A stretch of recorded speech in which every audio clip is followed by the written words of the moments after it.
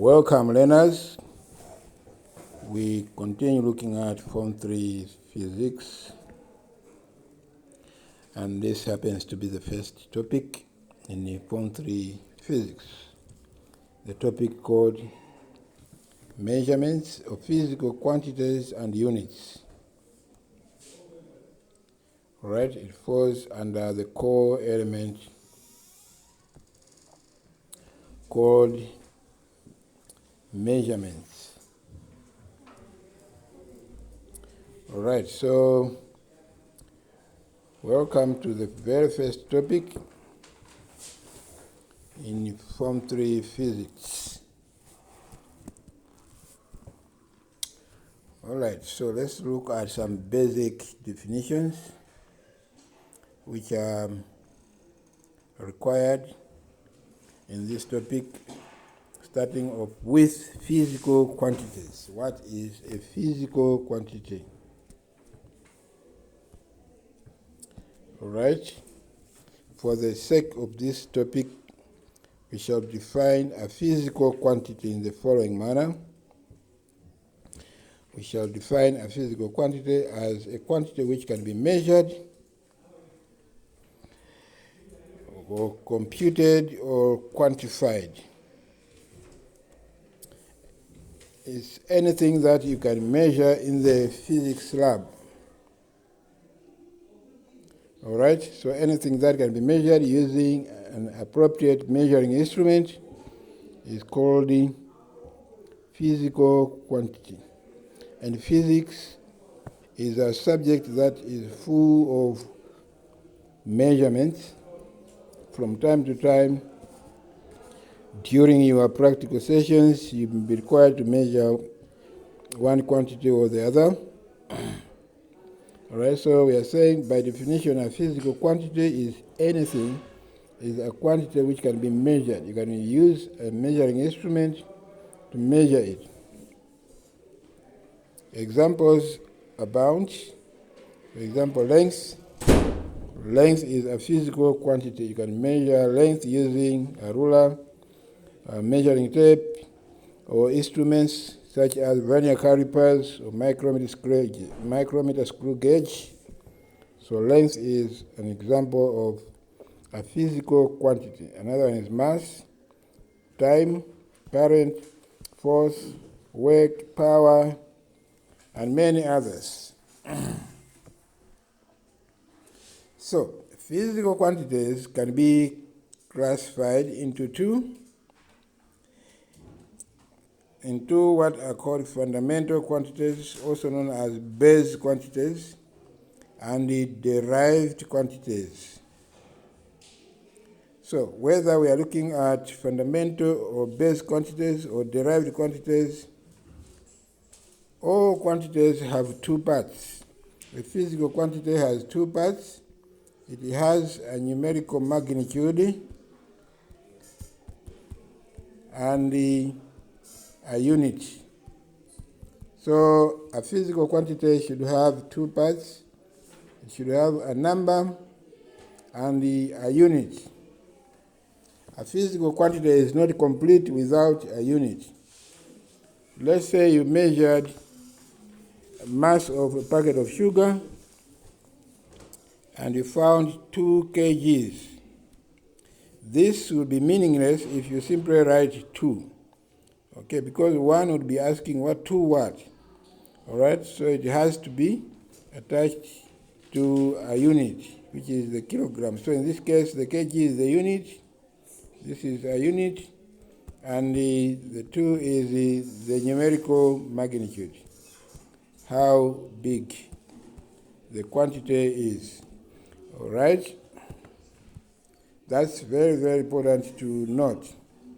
So in physics, there are 7 basic fundamental quantities, okay? And from these 7, we can obtain others, which are called the derived quantities. So we are saying, speaking broadly, physical quantities can be fundamental or base quantities with fundamental units, or they can be derived quantities with what are called derived units. All right, so we are going to look at this categorization of physical quantities in much deeper detail, starting with fundamental quantities or fundamental units. Fundamental quantities are those physical quantities which do not depend on any other physical quantities for their measurements. And they are called fundamental quantities as well as base quantities. So it depends on the context in which you are talking. So we are saying that fundamental quantities are also called base. They are base or basic quantities. So in order to express them, you do not need to combine other quantities in order to obtain them. They are quantities which do not depend on any other physical quantities for their measurements. And they are also called fundamental quantities or base quantities. So the question in 1 mark can come to ask you to define a base quantity. Or what is a base quantity? A base quantity is one which does not depend on any other physical quantities in order to express them. So, fundamental units are units used to measure fundamental units are the units used to measure fundamental quantities, all right?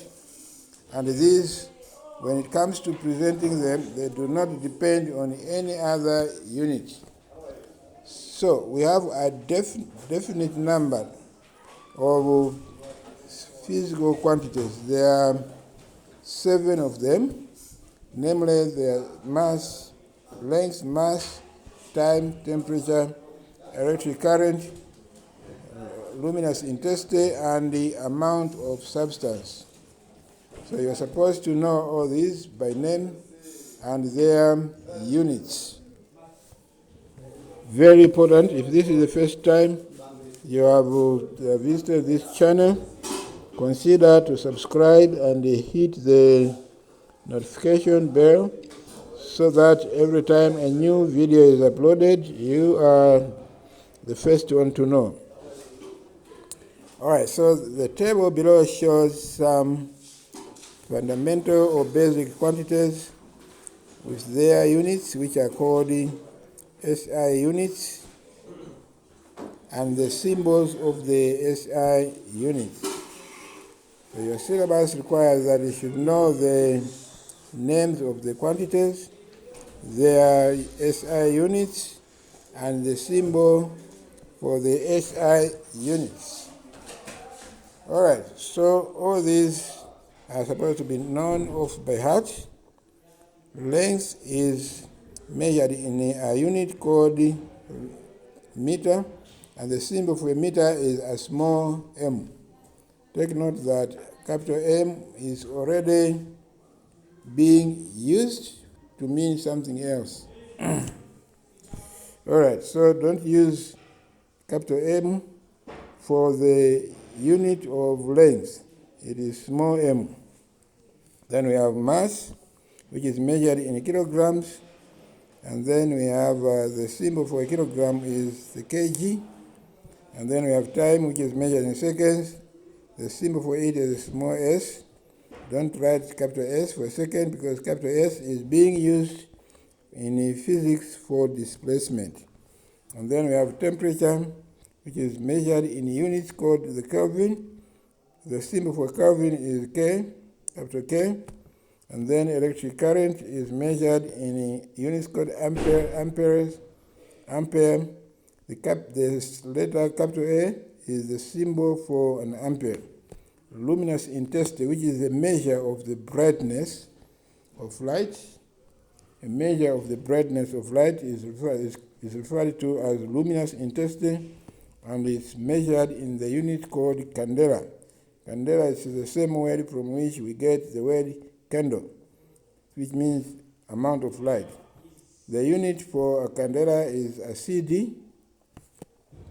Then we have amount of substance. This is very common in chemistry when you're looking at moles.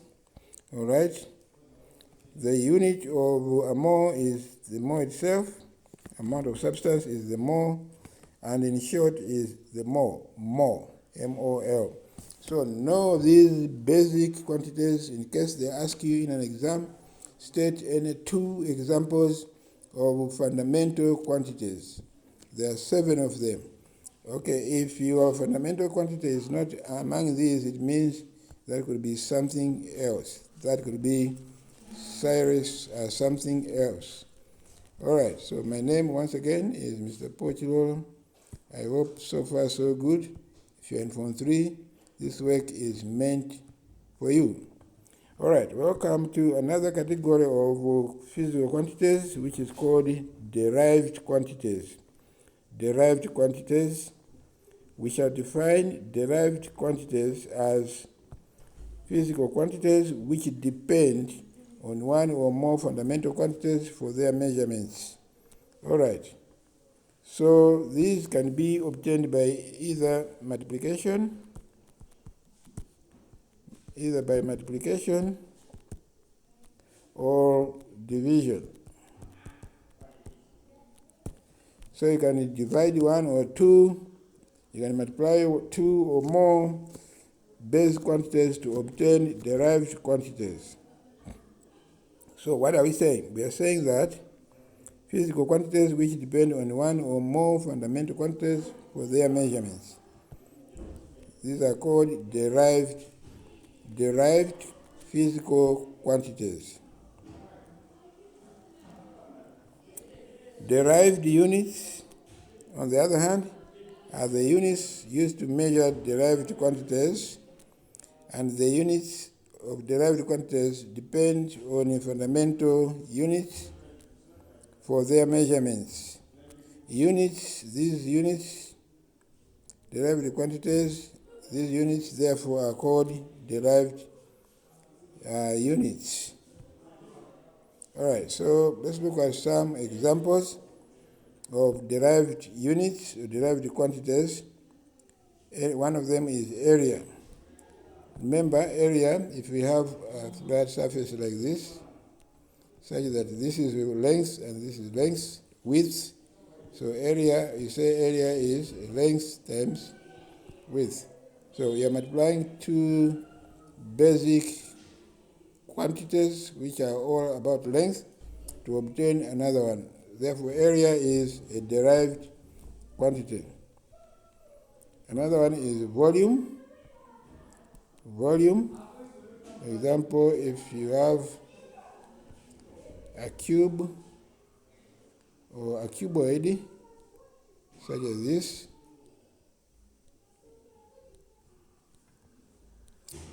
you can find the volume of this by taking the length multiplied by the width multiplied by the height. So you're multiplying length by height, which are all basic, and the result is a derived quantity, which is volume.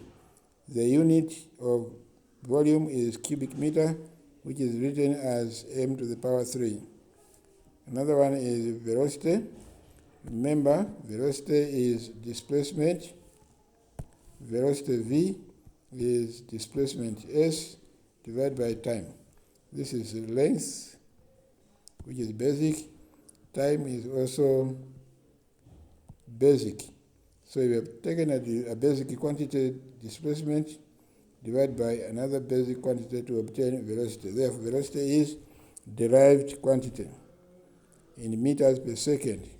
In short, it's written as m/s, or you can also write this as ms to the minus 1, ns to the minus 1. Another one is the acceleration. Acceleration is the change in velocity divided by time. So the change in velocity already This is the derived divided by a basic quantity time. You get a basic quantity which is called acceleration. Another one is force. Remember that force is a push or pull on an object, but a more appropriate way to define a force is mass of a body multiplied by acceleration. Alright, so mass is the basic. Acceleration is also found using basic quantities, that's velocity over time. Therefore, force is a derived quantity. The unit of force is called a Newton. Alright? Then we have pressure. Remember, pressure is force divided by area. So we have derived unit divided by another derived unit or quantity to give a derived quantity. Density is another one. By the way, the unit of pressure is Newton per square meter, which is also called a Pascal or PA. And then we have density. Remember, density is mass divided by volume. So mass is basic divided by volume, which is derived. It will give us another derived quantity. So all this. So if the quantities are not among the 7 basic quantities, then it automatically they are basic quantities. So once again, be sure to define basic quantities and derived quantities and give examples as well of each type of quantity. My name once again is Mr. Pochilola. I hope you are having a wonderful learning experience. If that's the case, leave us a comment so that we should know how you are doing, and it will also help us to know the school from which you are learning this. All right?